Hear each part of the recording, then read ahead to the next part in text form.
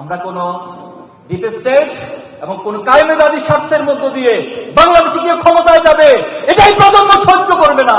সম্মানিত ভাইয়েরা, আমরা সরকারের প্রতি উদাত্ত আহ্বান জানাবো যে জুলাই এবং আগস্টের বিপ্লবের মধ্য দিয়ে আপনাদেরকে সরকারে বসানো হয়েছে। আমরা এই কথাগুলো অনেকবার বলেছি। আপনারা স্বাভাবিক কোন নির্বাচন, স্বাভাবিক কোন প্রক্রিয়া ক্ষমতায় বসেন নাই। আপনারা আমাদের দেশের শত শত হাজার হাজার শিক্ষার্থীদের, আমাদের দেশের ছাত্রদের, যুবকদের, রিক্সাওয়ালা, শ্রমিক, এই রক্তগুলো, এই জীবনগুলোর উপরে আপনারা ক্ষমতায় বসেছেন। তাহলে আপনারা সেই ক্ষমতায় বসে যদি আবার সে ফ্যাসিবাদ কায়েমের চিন্তা করেন, অথবা ফ্যাসিবাদী কায়েমি স্বার্থকে যে এস্টাবলিশমেন্ট রয়েছে তাদেরকে যদি সুযোগ দেন, তাহলে এটা শহীদদের সাথে প্রতারণা ছাড়া আর কিছু নয়। আমরা তাদের প্রতি উদাত্ত আহ্বান জানাবো, এই রক্তের সাথে বেইমানি করবেন না। এটা শুধু পরকালে শাস্তি পাবেন না, এই দুনিয়াতেও আপনাদেরকে শাস্তি পাইতে হবে। আজকে কতটা দুঃখের সাথে, কষ্টের সাথে আমাদেরকে দেখতে হচ্ছে, বলতে হচ্ছে, আমরা সময়ের মধ্যে অতিবাহিত করতে হচ্ছে।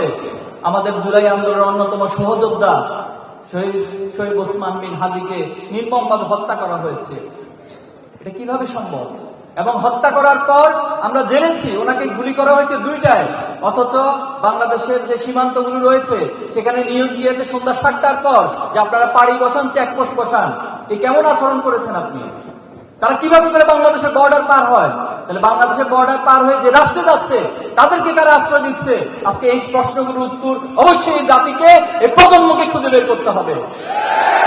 Furniture just smarter, JMG furniture. আমরা কোন ডিপ স্টেট এবং কোন কায়েমিবাদী স্বার্থের মধ্য দিয়ে বাংলাদেশে গিয়ে ক্ষমতায় যাবে, এটাই প্রজন্ম সহ্য করবে না।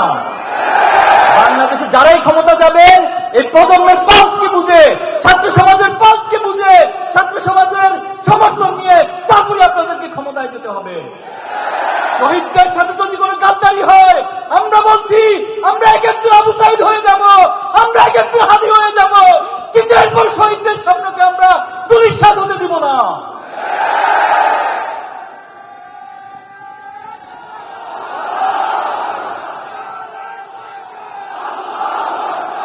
আমরা স্পষ্ট ভাষায় বলবো, অতি সত্বর শহীদ হাদি ভাইয়ের খুনিদেরকে গ্রেফতার করতে হবে। বাংলাদেশের সম্প্রতি তেজগাঁও কলেজে সাকিবুল হাসান রানা নামে একজন শিক্ষার্থীকে হত্যা করা হয়েছে, আপনারা জানেন, খুব বেশি আলোচনায় আসে না। কাদের হাতে হত্যা করা হয়েছে সেটাই জাতি জানে, কিন্তু দুর্ভাগ্য হচ্ছে মিডিয়াগুলো, প্রশাসন এই সাকিবুল হাসান রানার হত্যাকাণ্ডকে গোপন করেছে। এই রাষ্ট্রের জন্য আমরা জীবন দেই নাই, এই রাষ্ট্রের জন্য আমার শহীদ ভাইরা জীবন দেয়।